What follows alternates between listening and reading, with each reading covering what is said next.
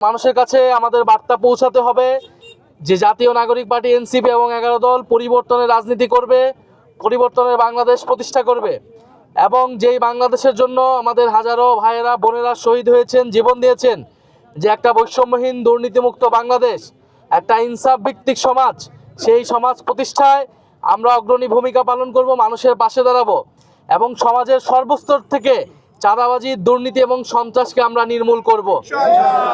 সংসদ নির্বাচনের পাশাপাশি এবারে নির্বাচন হচ্ছে গণভোটের নির্বাচন। এইটা মানুষকে আমাদেরকে বোঝাতে হবে যে মানুষ তার পছন্দের মার্কার পাশাপাশি হ্যাঁ অথবা নাতে ভোট প্রদান করবে।